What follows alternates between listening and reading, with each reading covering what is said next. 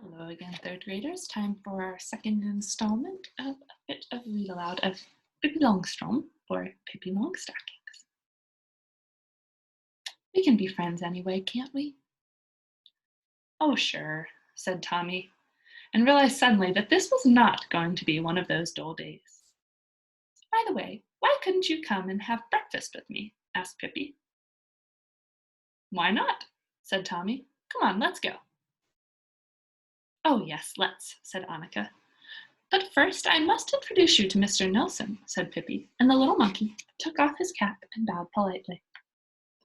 Then they all went in through Villacula's tumble-down garden gate, along the gravel path, bordered with old moss-covered trees. Really good climbing trees they seemed to be, up to the house and onto the porch. There stood the horse, munching oats out of a soup bowl. Why do you have a horse on the porch? Asked Tommy. All horses he knew lived in stables.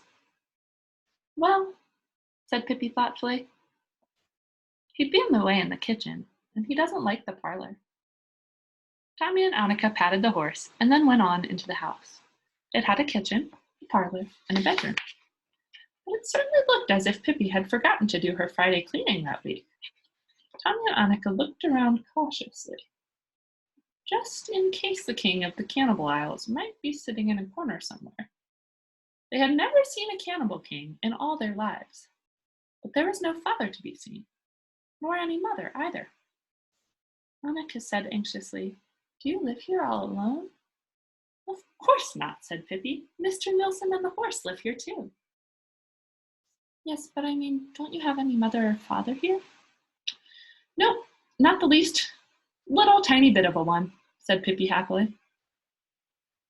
But who tells you when to go to bed at night and things like that? Asked Annika. I tell myself, said Pippi. First I tell myself in a nice friendly way, and then, if I don't mind, I tell myself again more sharply. And if I still don't mind, then I'm in for a spanking. See? Tommy and Annika didn't see it all, but they thought maybe it was a good way. Meanwhile, they had come out into the kitchen, and Pippi cried, Now we're going to make a pancake. Now there's going to be a banky. Now we're going to fry a banky. Then she took 3 eggs and threw them up into the air. One fell down on her head and broke, so that the yolk ran into her eyes, but the others she caught skillfully in a bowl, where they smashed to pieces. I always did hear that egg yolk was good for the hair, said Pippi, wiping her eyes. Here's a picture of her in the kitchen. Maybe these are the eggs. There's one landing on her head. You wait and see. Mine will soon begin to grow so fast it will crackle. As a matter of fact, in Brazil, all the people go about with eggs in their hair. And there are no bald-headed people.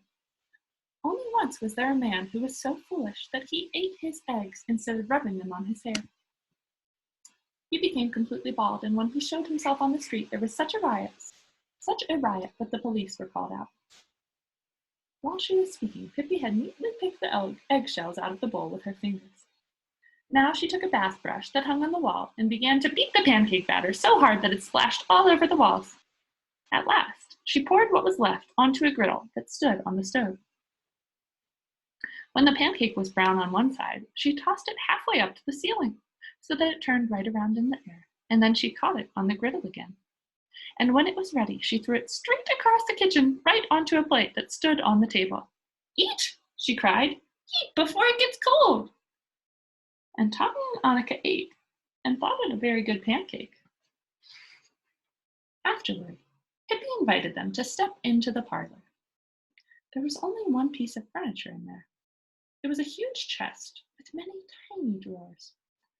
Pippi opened the drawers and showed Tommy and Annika all the treasures she kept there. There were wonderful birds' eggs, strange shells and stones, pretty little boxes, lovely silver mirrors, pearl necklaces, and many other things that Pippi and her father had bought on their journeys around the world. Pippi gave each of her new playmates a little gift to remember her by. Tommy got a dagger with a shimmering mother-of-pearl handle, and Annika a little box with a cover decorated with pink shells. In the box there was a ring with a green stone. Suppose you go home now, said Pippi, so that you can come back tomorrow. Because if you don't go home, you can't come back, and that would be a shame. Tommy and Annika agreed that it would indeed. So they went home, past the horse, who had now eaten up all the oats, and out through the gate of Villa Villacula. Mr. Nelson waved his hat at them as they left. We'll read a little bit of Chapter 2. Chapter 2. Pippi is a thing finder and gets into a fight. Here's our illustration.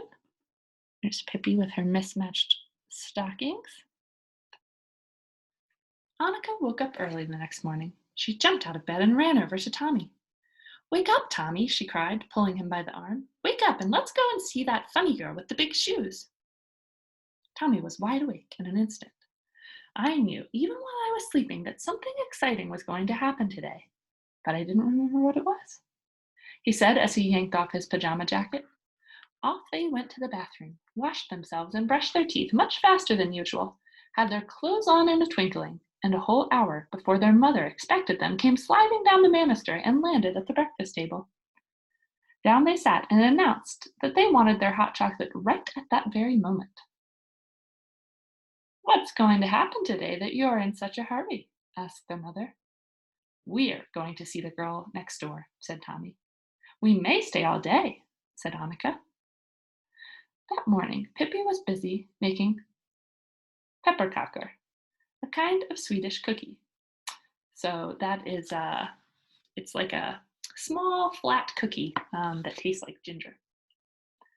She had made an enormous amount of dough and rolled it out on the kitchen floor. "Because," said Pippi to her little monkey, "what earthly use is a baking board when one plans to make at least 500 cookies?" And there she lay on the floor, cutting out cookie hearts for dear life. "Stop climbing around in the dough, Mr. Nelson," she said crossly, just as the doorbell rang. Ding dong. Pippi ran and opened the door. She was white as a miller from top to toe, and when she shook hands heartily with Tommy and Annika, a whole cloud of flour blew over them. "So nice you called," she said, and shook her apron, so there came another cloud of flour. Tommy and Annika got so much in their throats that they could not help coughing.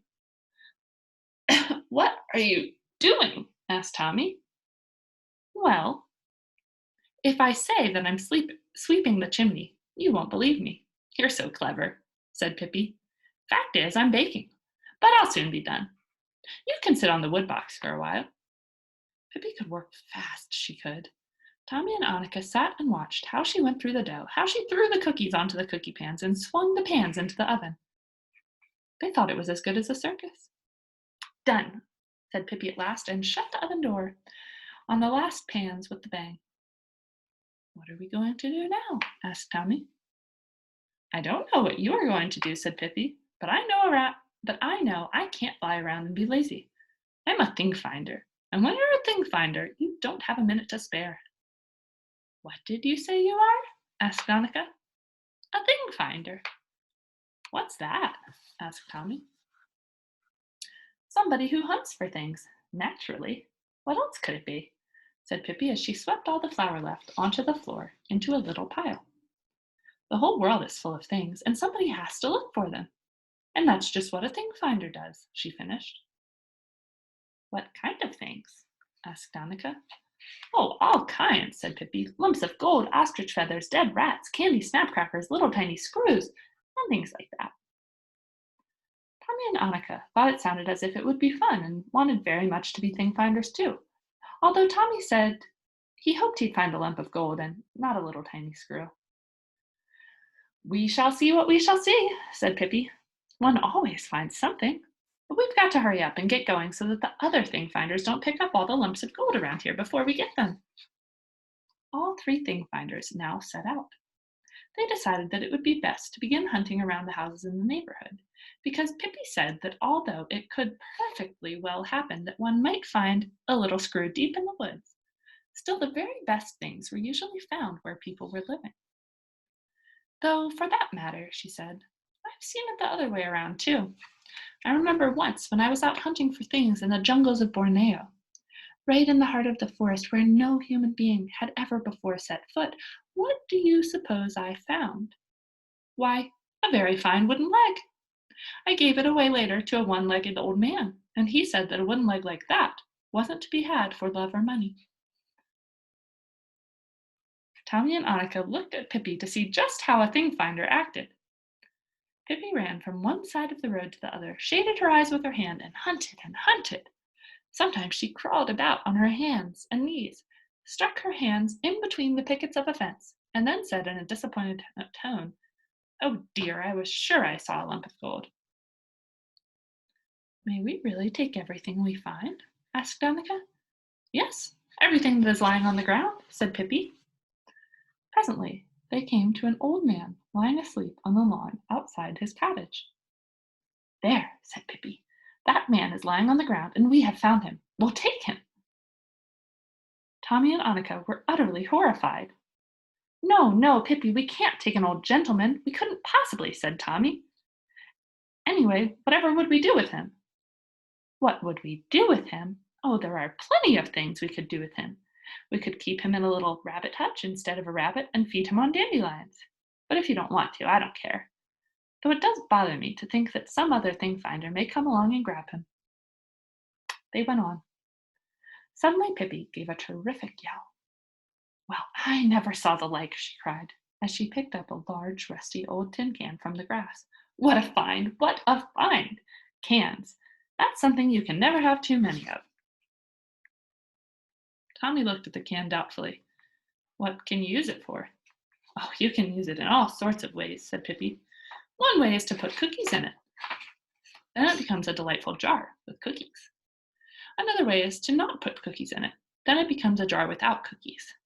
That certainly isn't quite so delightful, but still that's good too." She examined the can, which was indeed rusty and had a hole in the bottom. "It looks almost as if this were a jar without cookies," she said thoughtfully. "But you might put it over your head and pretend that it is midnight." And that is just what she did. With the can on her head, she wandered around the block like a little metal tower and never stopped until she stumbled over a low wire fence and fell flat on her stomach. There was a big crash when the tin can hit the ground. "Now, see that?" said Pippi and took off the can. "If I hadn't had this thing on me, I'd have fallen flat on my face and hurt myself terribly." "Yes," said Annika, "but if you hadn't had the can on your head, then you wouldn't have tripped on the wire fence in the first place." Before she had finished speaking, there was another triumphant cry from Pippi, who was holding up an empty spool of thread. "This seems to be my lucky day," she said. "Such a sweet, sweet little spool to blow soap bubbles with, or to hang around my neck for a necklace. I'll go home and make one this very instant." However, just at that moment, the gate of one of the cottages nearby opened, and a boy came rushing out. He looked scared, and that was no wonder, because head over heels after him came 5 other boys. They soon caught him and pushed him against the fence, and all 5 began to hit him. He cried and held his arms in front of his face to protect himself. "Give it to him, give it to him," cried the oldest and strongest of the boys, "so that he'll never dare show himself on this street again." "Oh," said Annika, "it's Willie they're hurting. Oh, how can they be so mean?" "It's that awful Banked. He's always in a fight," said Tommy. "And 5 against 1. What cowards!" Pippi went up to the boys and tapped Banked on the back with her forefinger. "Hello there," she said. "What's the idea? Are you trying to make hash out of little Willie, with all 5 of you jumping on him at once?" Banked turned around and saw a little girl he had never seen before, a wild-looking little stranger who dared to touch him. For a while he stood and gaped at her in astonishment. Then a broad grin spread over his face. "Boys," he said, "boys, let Willie alone and take a look at this girl. What a babe!" He slapped his knees and laughed, and in an instant they had all flocked around Pippi, all except Willie, who wiped away his tears and walked cautiously over to stand behind Tommy. "Have you ever seen hair like hers? Red as fire! And such shoes," Banks continued. "Can't I borrow one? I'd like to go out rowing, and I haven't a boat." He took hold of one of Pippi's braids, but dropped it instantly and cried, "Ouch! I burned myself."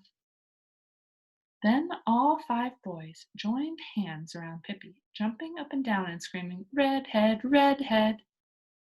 Pippi stood in the middle of the ring and smiled in the friendliest way. Bank had hoped she would get mad and begin to cry. At least she ought to have looked scared. When nothing happened, he gave her a push. Mm, that's where we're going to stop today, third graders. What do you think is going to happen with Pippi? What do you think she's thinking right now? Will she say something to the bullies? Will she think of something to say to make them stop picking on her, like she did for little Willie? We'll see soon.